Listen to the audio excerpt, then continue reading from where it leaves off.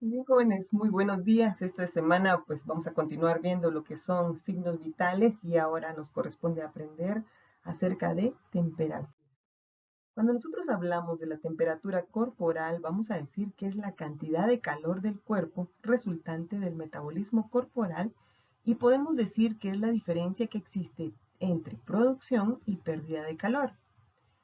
Es importante saber que la temperatura normal del cuerpo de una persona varía dependiendo de su género, de la actividad reciente, del consumo de alimentos y líquidos, de la hora del día y en las mujeres de la fase del ciclo menstrual en la que se encuentren. Y entonces vamos a ver que la temperatura corporal normal, de acuerdo a la Asociación Médica Americana, puede oscilar entre los 97.8 grados Fahrenheit y los 99, que equivale a 36.5 a 37.2 grados centígrados. Entonces vemos que nuestra temperatura aumenta a lo largo del día hasta alcanzar los 37.2 grados centígrados y esto generalmente ocurre entre las 6 y 10 de la tarde y desciende hasta un mínimo a las 2 o 4 de la mañana. La temperatura es más lábil en lactantes ya que ellos pues tienden a perder temperatura con más facilidad. Si uno, por ejemplo, los acuesta en un espacio donde hay frío, ellos tienden a perder rápido su temperatura, ¿verdad? También el ejercicio intenso puede hacer elevar la temperatura y vamos a ver que hay dos tipos de temperaturas que se pueden medir. Uno, la temperatura central, la cual se puede medir en el cerebro, grandes vasos, vísceras, músculo profundo, sangre y algo muy importante es que esta generalmente se mantiene constante. Midiendo lo que es la temperatura central de estos órganos es que en determinado momento, por ejemplo, pueden determinar a qué hora falleció una persona. Y luego tenemos lo que es la temperatura periférica, la cual podemos medir en la piel, las mucosas, los músculos y las extremidades, y esta puede ser variable. ¿Dónde entonces está siendo regulada lo que es la temperatura? Pues el órgano o la región donde se regula la temperatura es a nivel del hipotálamo.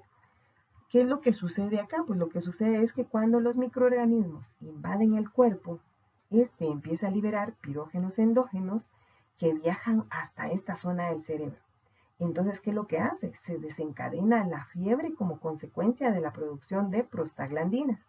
Y el cuerpo empieza a generar calor a través de escalofríos o la contracción y relajación rápida de lo que son los músculos esqueléticos y la vasoconstricción, lo cual reduce la pérdida de calor a través de la piel.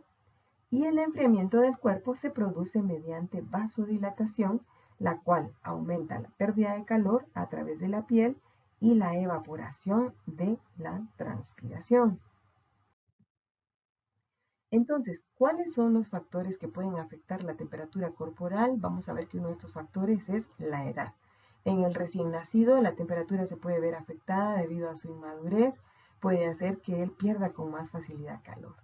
Y en el anciano se ha mencionado que sus temperaturas han podido llegar hasta los 36 grados centígrados.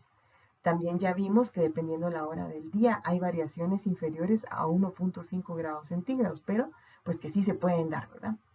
También el ejercicio puede incrementar la temperatura desde 38.3 hasta 40 grados centígrados. Y en el sexo femenino, la ovulación hace que aumente la temperatura de 0.5 a 1 grado por encima de la temperatura basal por 13 días y luego esta temperatura desciende 1 a 2 días antes de la menstruación.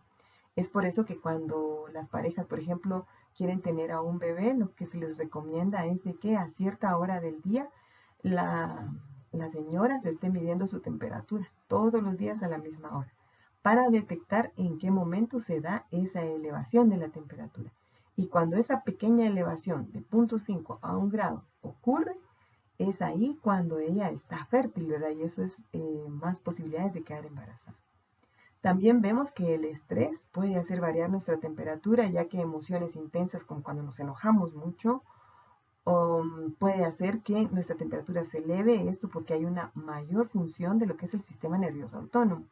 Y otra cosa muy importante también, la temperatura va a variar dependiendo el ambiente y la ropa que tengamos, ¿verdad? Si yo, por ejemplo, estoy acá en Quetzaltenango en los meses de enero en que hay mucho frío y ando solo con una blusita de tirantitos, yo voy a estar hipotérmica. Y si por el contrario ando en la costa con una blusa cuello de tortuga al mediodía, donde hay un calorón allá, hablemos de Tecumán o esas áreas que son muy calurosas, seguro pues la temperatura se me va a elevar, ¿verdad? Entonces también va a depender del ambiente y de la ropa que yo lleve puesta. Ahora, ¿cómo se mide la temperatura? La temperatura la vamos a medir mediante un aparato que fue inventado por Galileo llamado termómetro, cuya palabra viene del griego termos, que significa calor, y metría, que significa medida. El termómetro más usado en la actualidad consta de un tubo capilar cerrado de vidrio, el cual está ensanchado en su parte inferior a modo de un pequeño depósito que contiene un líquido. Por lo general, ese líquido es mercurio, el cual tiene la capacidad de dilatarse o contraerse por el aumento o la disminución de la temperatura. Y de esta forma nos señala los grados de temperatura en una escala que se encuentra grabada sobre el tubo. Pero bueno, para poder llegar al termómetro que nosotros conocemos en la actualidad, ha tenido que pasar por muchos descubrimientos a lo largo de la historia y vemos pues, que el que inventó el termómetro fue Galileo Galilei en el año de 1592. Fíjense que lo que Galileo Galilei inventó fue un tubo de vidrio vertical, que es el que estamos viendo acá. Este es realmente el termómetro que él inventó, ¿verdad? Era un tubo de vidrio vertical cerrado en ambos extremos que contenía agua, en la que se encontraban sumergidas varias esferas de vidrio, como lo estamos viendo acá, las cuales estaban cerradas. Cada una de estas esferas contenía cierta cantidad de líquido coloreado en su interior, como lo vemos acá. Miren, cada una tiene distintos colores. Esto le permitió a Galileo Galilei demostrar variaciones groseras de la temperatura.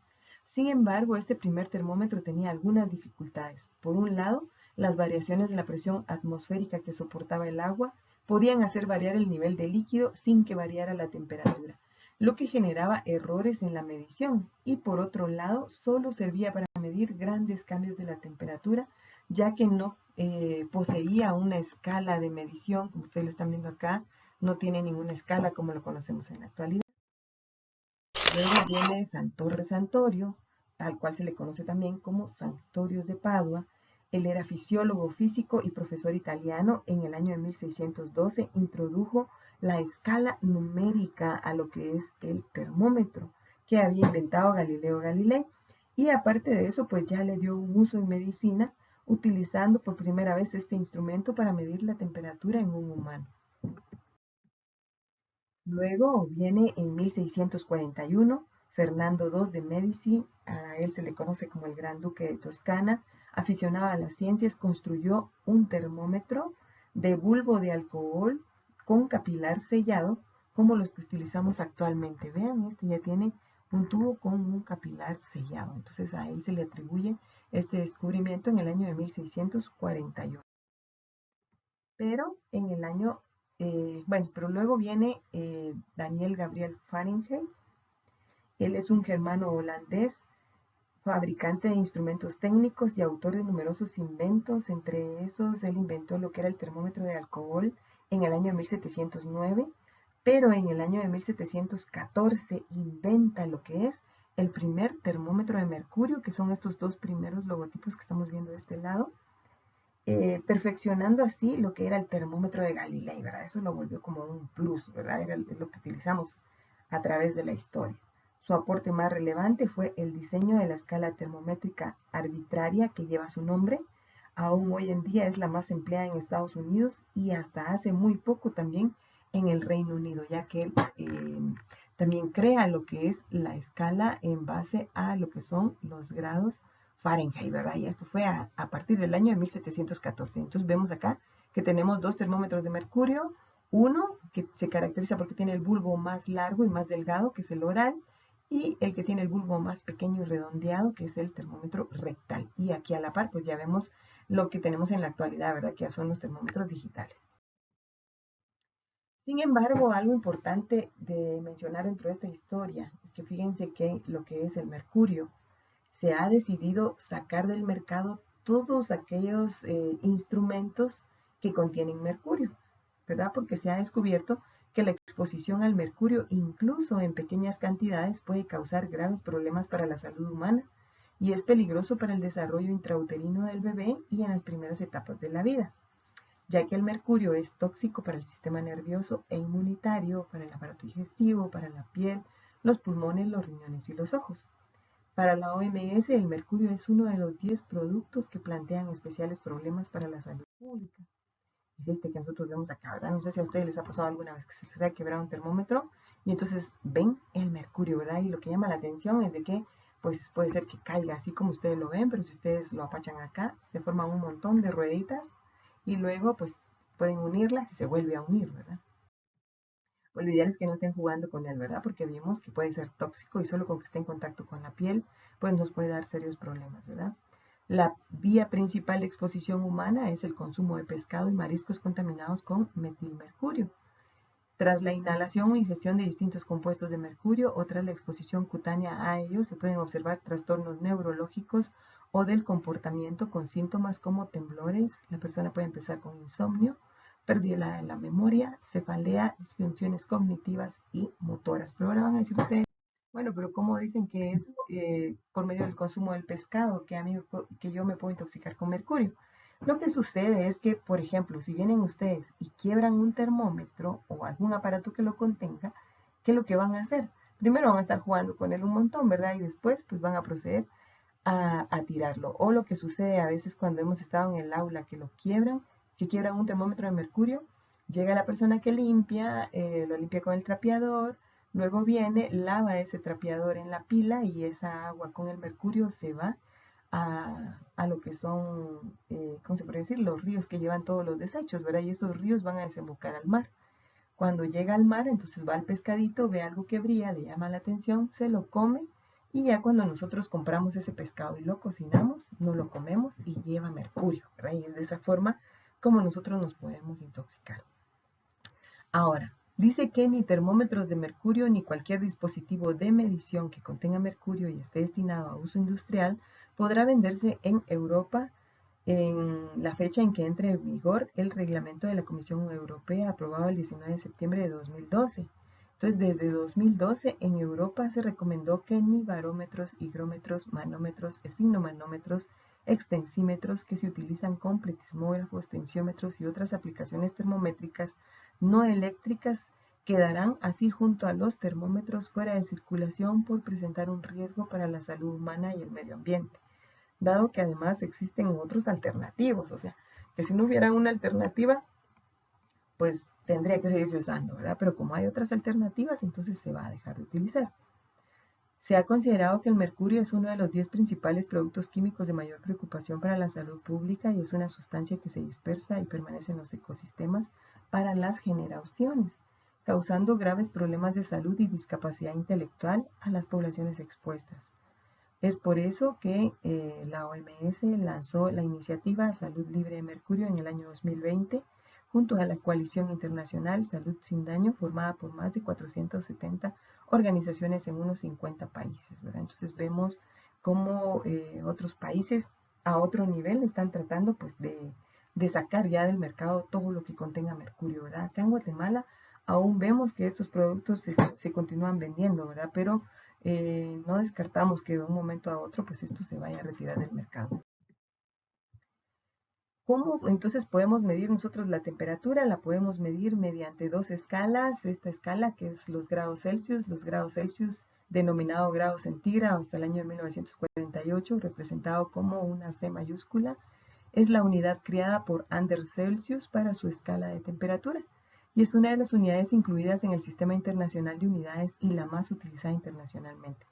Se define asignando el valor 0 a la temperatura de congelación y el valor 100 a la temperatura de ebullición del agua, ambas medidas a una atmósfera de presión y dividiendo la escala resultante en 100 partes iguales, cada una de ellas definida como 1 grado Celsius.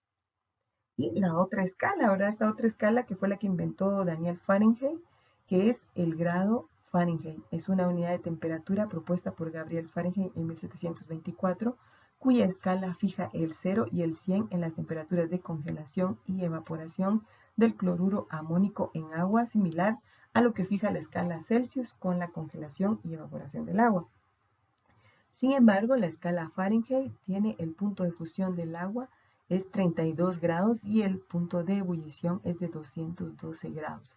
Una diferencia de 1.8 grados Fahrenheit equivale a 1 grado centígrado.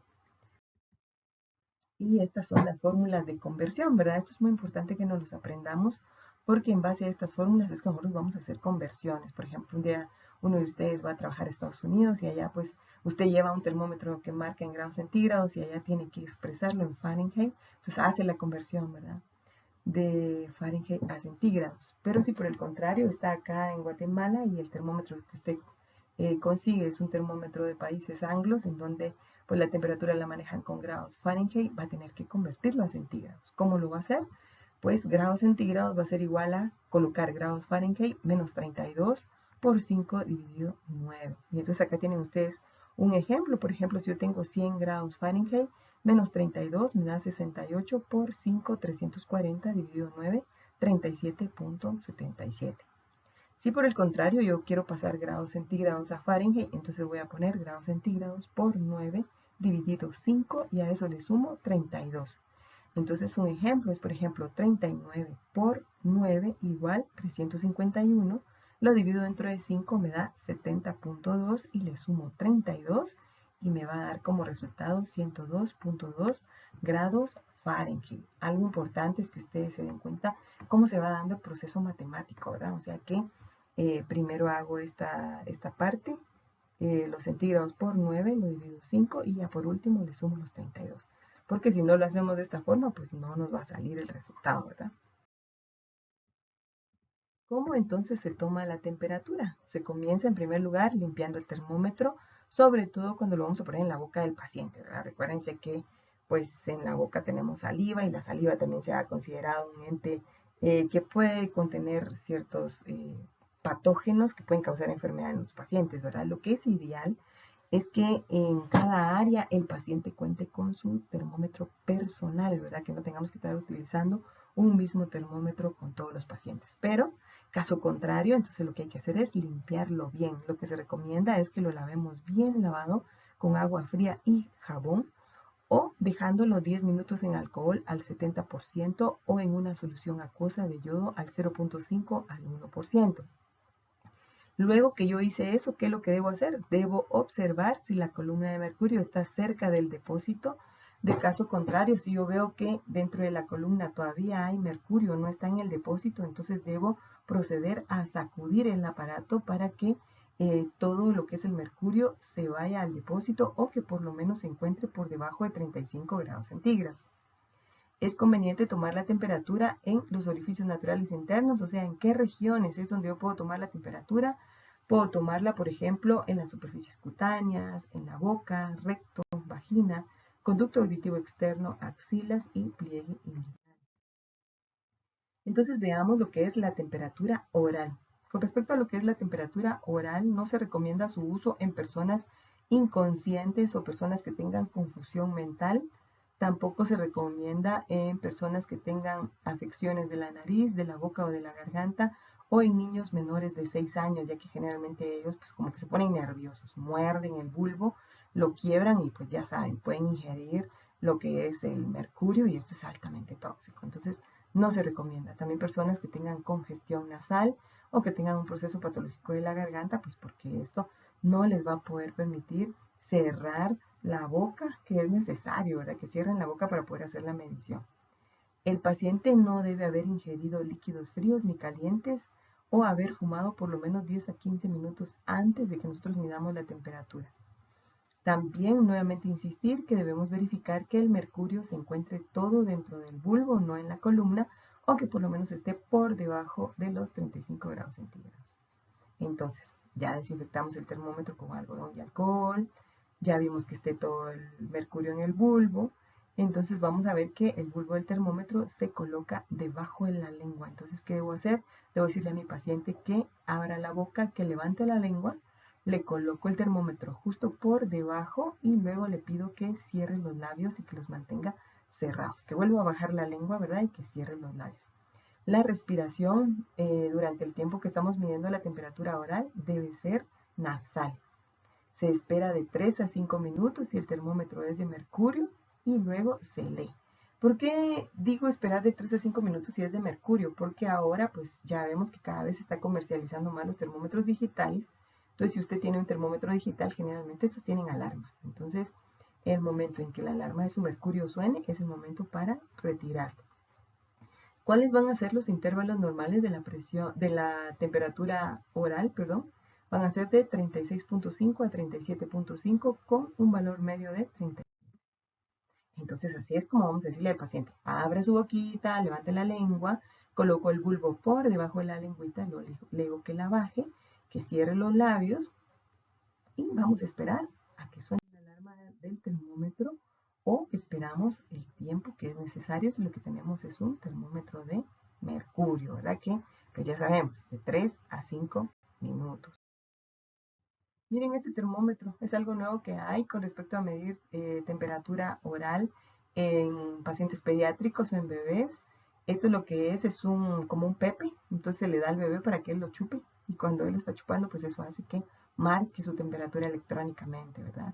Yo diría que, por ejemplo, en pediatría yo pudiese usarlo, pero tendría que tener uno para cada chiquito o tener mucho cuidado en su esterilización, bien complicada porque es un aparato electrónico, entonces cualquier líquido lo puede deteriorar. Pero pues si estamos en casa, creo que es mucho.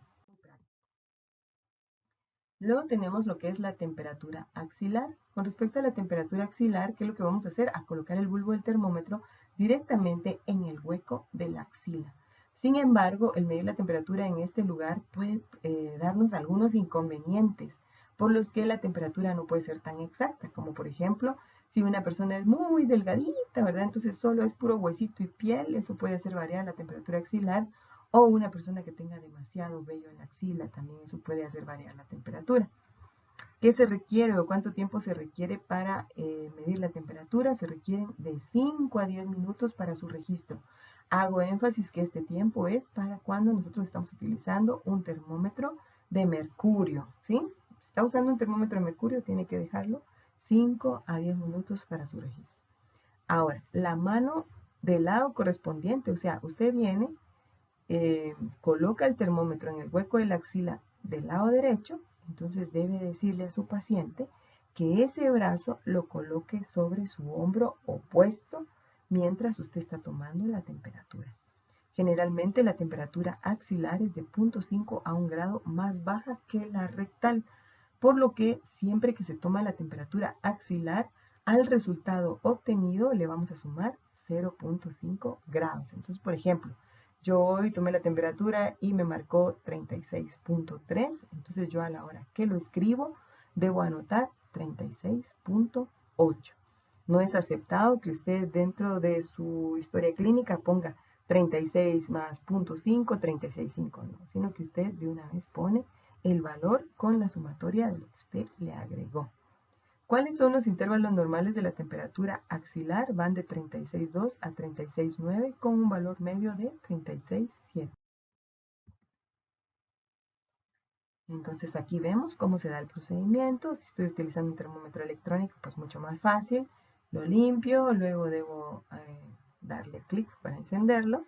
Vengo y busco el hueco de la axila o la parte más profunda de la axila, coloco ahí el bulbo y luego pues si es un bebé lo que yo hago es que con mi brazo o con mi mano yo junto el brazo de mi paciente a lo que es el tronco y espero a que suene la alarma. Pero si es un paciente adulto, recuérdense que lo que hay que hacer es pedirle que, pues aquí estoy colocando el bulbo en el hueco de la axila, y luego lo que debo pedirle es de que este brazo lo coloque sobre su hombro contrario en lo que esperamos a que se mida su temperatura axilar, ¿verdad? Aquí está otro ejemplo, como hacemos con los niños chiquititos, ¿verdad? Que en ellos pues, también podemos medir temperatura axilar, colocamos el termómetro en el hueco de la axila y luego pues ya pegamos su bracito al tronco mientras esperamos que marque. Importante, no se acepta que usted coloque el termómetro sobre la ropa, ¿verdad? Debe ser sobre la piel desnuda. Muy bien, entonces, ¿qué temperatura vamos a ver ahora? La temperatura rectal. En el recto se obtienen cifras constantes pese a que en este lugar puede haber presencia de síbalos o restos de heces, los cuales son malos conductores del calor. Está influida por el ejercicio físico o la marcha y procesos inflamatorios pelvianos. No es aceptable que usted utilice un termómetro oral para medir temperatura rectal En primer lugar, porque imagínense, usted lo introduce dentro del recto y después lo va a poner en boca, ¿verdad? No, definitivamente eso no es aceptable. Pero además de eso, es importante saber que si usted utiliza un termómetro oral para temperatura rectal, puede producir ulceraciones hemorrágicas y perforaciones rectales, por lo que no se recomienda. Es recomendable este método cuando vamos a ver la temperatura en bebés y niños pequeños que no son capaces de sostener el termómetro en la boca con seguridad. Hablemos de menores de 6 años. No tome la temperatura rectal si el niño tiene una cirugía en el recto o tiene algún trastorno rectal o sangra con facilidad. Esta es la imagen del termómetro rectal. Si ustedes se dan cuenta, pues su característica es que es un bulbo pequeño y ensanchado, que es lo que caracteriza al termómetro rectal. Entonces, ¿cuál es el método para medir temperatura rectal? Primero hay que empezar limpiando el termómetro con agua y jabón o con algodón y alcohol. Luego de esto se debe lubricar el bulbo del termómetro con vaselina o Cayenne. Se debe colocar al niño boca abajo en una superficie firme o sobre el regazo de la enfermera, de la madre o de la persona que le va a medir la temperatura. Se deben separar los glúteos y se inserta al extremo del bulbo del termómetro media pulgada dentro del recto. Ojo, solo debe ser media pulgada lo que se introduce dentro del recto, no más, ¿verdad? En dirección hacia el ombligo. No empuje el termómetro con fuerza y suspenda la inserción si le es difícil hacerlo. Muy bien, entonces esta es la forma correcta de cómo sujetar el termómetro en los chiquitos, ¿verdad? Entonces ahora vamos a la siguiente. Muy bien, entonces lo que yo les decía, ¿verdad? Vamos a sostener el termómetro con los dedos índice medio y la mano encorvada sobre las nalgas del niño. Debemos dejar el termómetro en el recto durante 3 minutos y luego que pasan estos 3 minutos retiramos el termómetro sin tocar el bulbo. Vamos a sujetar el termómetro por el lado contrario al bulbo. Luego entonces limpiamos el termómetro suavemente con un pañuelo de papel o puede ser también con un algodón y procedemos a leer el resultado. La temperatura rectal puede variar de 36,3 y 37,4 o 36,8 y 37,5 con un valor medio de 37,6. Es la más segura de las temperaturas, no se practica de forma rutinaria por su incomodidad. Entonces aquí pues, estamos viendo las formas de cómo medir la temperatura. Vean esta posición en la que habíamos visto anteriormente y esta es la otra posición, ¿verdad? Y importante recalcar que deben colocar el termómetro sujetado entre sus dedos índice y medio y el resto de los dedos sobre abrazando la región glútea, ¿verdad? De esta forma pues vamos a evitar lesionar al bebé, como lo estamos viendo en esta imagen. Entonces, ¿cómo vamos a proceder a leer el termómetro? El termómetro lo vamos a leer sujetándolo por el extremo opuesto al bulbo, de forma que se puedan ver los números. Y luego, pues si usted está con un termómetro de mercurio, se debe girar entre los dedos hacia atrás y hacia adelante hasta poder ver un reflejo rojo o plateado en la columna. El extremo de la columna se debe comparar con el grado que se marca en las líneas que se encuentran en el termómetro y de esta forma pues yo voy a determinar cuál es la temperatura de mi paciente. Ahora, si lo que yo tengo es un termómetro electrónico, pues inmediatamente pues me marca cuánto tiene temperatura. También podemos medir la temperatura a nivel óptico o en el oído. Con respecto a esta medición, se menciona que la parte más profunda del conducto auditivo externo parece ser la sede óptima para revelar la temperatura interna del organismo, dada su proximidad con la pirámide del temporal y la base del cráneo. Se menciona que esta temperatura ofrece datos muy exactos y constantes. El aparato que se utiliza para medirla es un aparato de modelo delgado de una forma muy similar a un otoscopio. Debemos introducirlo con lentitud y sumo cuidado colocándolo en la abertura externa del conducto auditivo. Asegurarnos que esté libre de cerumen y el haz infrarrojo debe dirigirse a la membrana timpánica para que la lectura no sea inválida. Este es el prototipo de termómetro óptico. Como ustedes se dan cuenta, tiene esta parte que es la que va a ingresar dentro del conducto auditivo externo. Con respecto a estos termómetros, en los lugares donde lo venden, también le venden a uno en una cajita unos plásticos que son los que se colocan en esta región con los que se cubre esta parte. Esto para evitar que si mi paciente, por ejemplo, tiene una otitis, yo después lo introduzca en el oído de otro paciente y esto se le pueda transmitir, ¿verdad? Entonces, ¿qué sucede? Coloco acá el nailito que cubre esta parte le veo la temperatura del paciente y luego pues tiro ese nylon, ¿verdad? Ya utilizo otro con otro paciente. Acá tenemos el área de encendido y acá los botones para cuando queremos tirar el láser infrarrojo para medir la temperatura, y aquí nos marca cuánto tenía de temperatura el paciente. Estos son los cobertores que yo les menciono, que vienen en cajita, que son de nylon y que pues se debe utilizar uno para cada paciente para cubrir la parte del termómetro, ¿verdad? Y aquí vemos una imagen. Entonces, ¿qué es lo que va a hacer? A la hora que vamos a introducir el termómetro se debe sujetar el pabellón auricular en la parte del hélix y hacer tracción hacia arriba y hacia atrás. Cuando nosotros hacemos ese movimiento va a hacer que el conducto auditivo externo, que tenía una posición vertical, se coloque en una posición horizontal, y de esa forma nos va a quedar en línea recta el tímpano. Entonces, ya que nosotros hicimos esa tracción hacia arriba y hacia atrás, vamos a introducir el termómetro y pues le vamos a dar clic para que nos marque la temperatura. Este termómetro es totalmente electrónico. Yo podría decir que uno de los inconvenientes que tiene con el resto de termómetros es que es muy caro. Generalmente está alrededor de los 300, 350, 375, dependiendo de las marcas.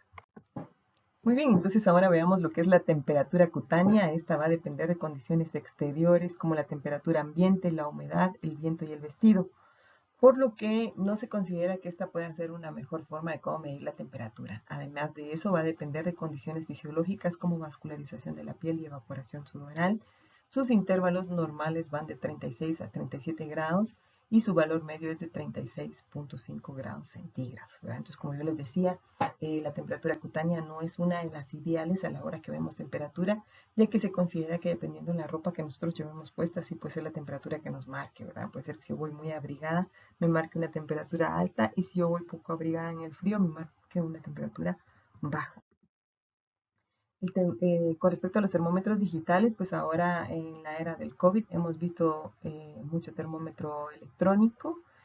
Sin embargo, pues también existe lo que es el termómetro de cinta, que se puede utilizar también para medir lo que es la temperatura cutánea, que es este que ustedes están observando acá. Pues viene en su cajita especial, es este termómetro, y pues acá trae las especificaciones del fabricante en donde dice cuánto tiempo usted lo debe colocar en la frente del paciente y algunas situaciones que usted debe ver antes, ¿verdad? Entonces, ¿qué es lo que se hace? Pues debemos verificar que no haya cabello sobre la frente, retirar todo el cabello y luego proceder a colocar el termómetro encima, sujetándolo de esta forma como estamos viendo acá. Y luego pues vamos a ir viendo que cada una de las celdillas va a ir tomando coloración, como lo estamos viendo acá. Bueno, ¿cómo lo vamos a leer entonces? Si la celdilla está de color azul, quiere decir que la temperatura ya pasó de ese valor. Generalmente el rango de tiempo que nos dan para colocarlo son 20 segundos.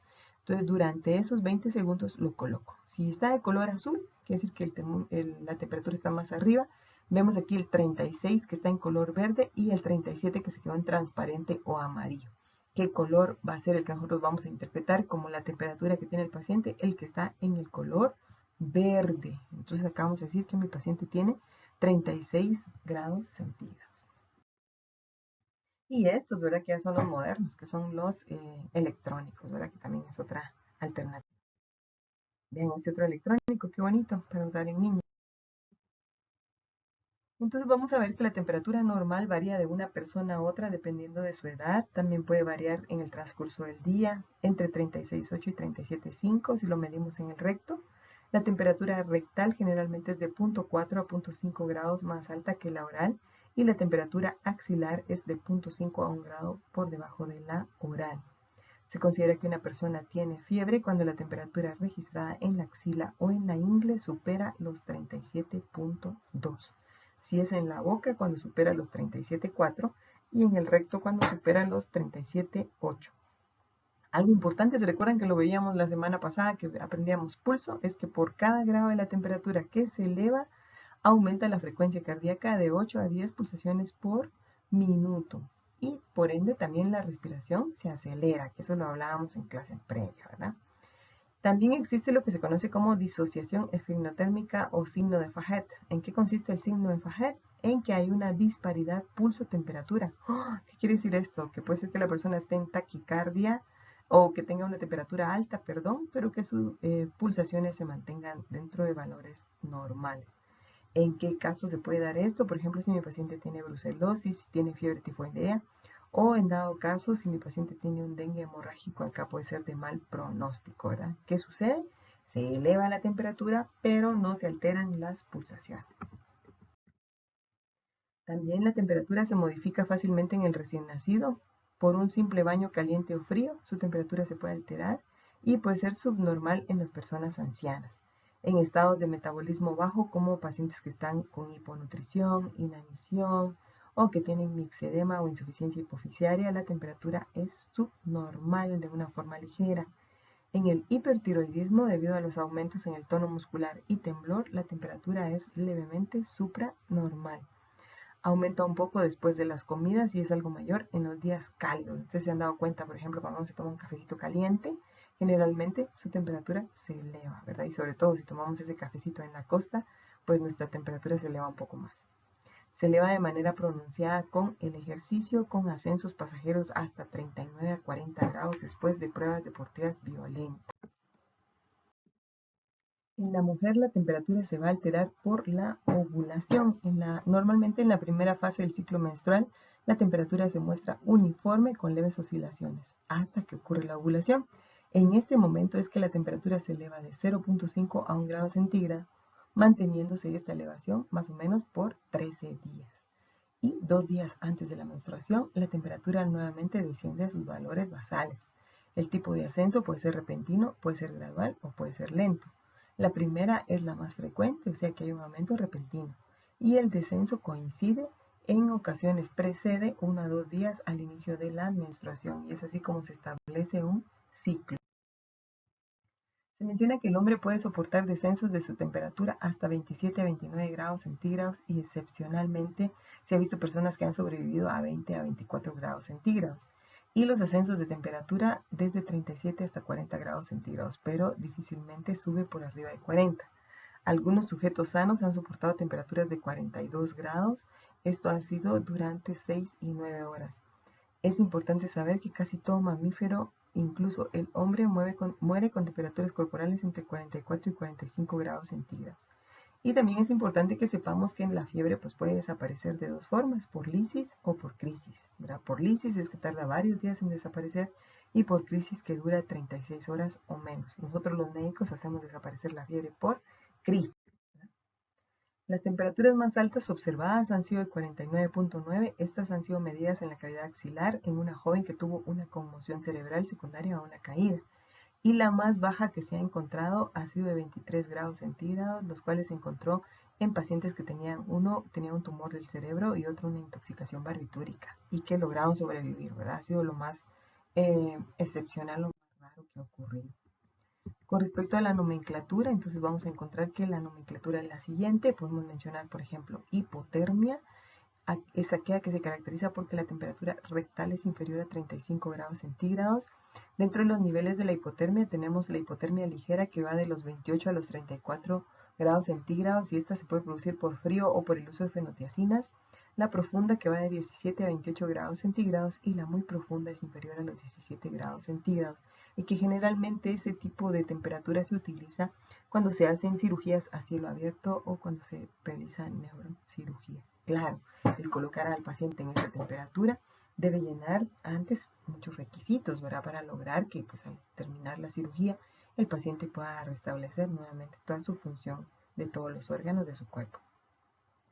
Tenemos también lo que es la distermia, en donde hay un aumento de la temperatura corporal mayor a 38 grados centígrados, pero algo característico de la distermia es que esta elevación de la temperatura no se debe a alguna causa orgánica o algún proceso infeccioso, sino que es funcional pura.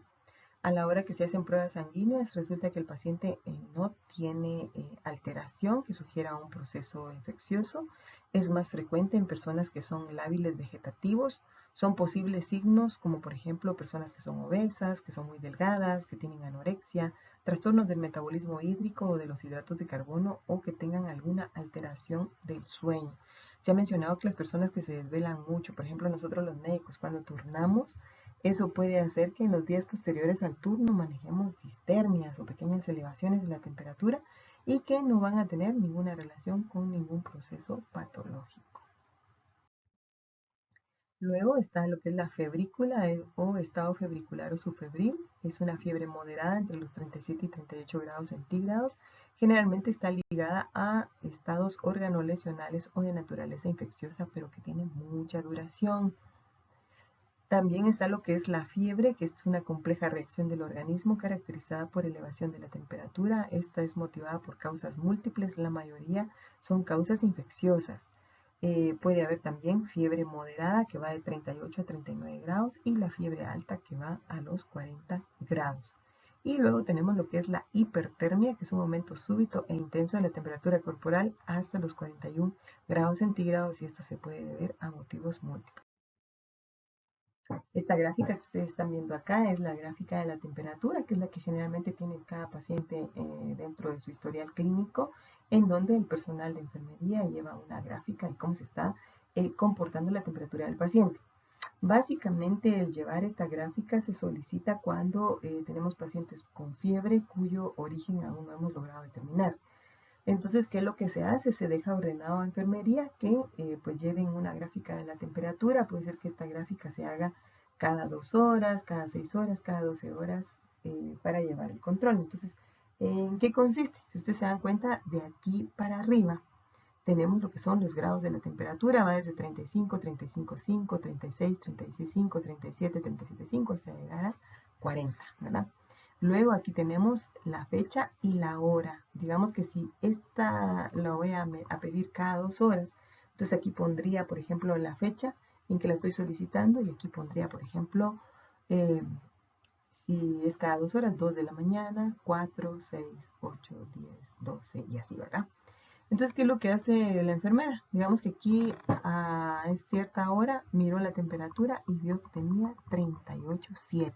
Entonces coloca ahí un puntito. A las 2 horas, cuando vuelve a tomar la temperatura, resulta que tiene 38,5. Y a las 2 horas, cuando vuelve a tomar la temperatura, tiene 39 grados. Y así nos va poniendo un puntito en cada área en donde pues, va encontrando cuánto tiene de temperatura en el momento que le mide la temperatura.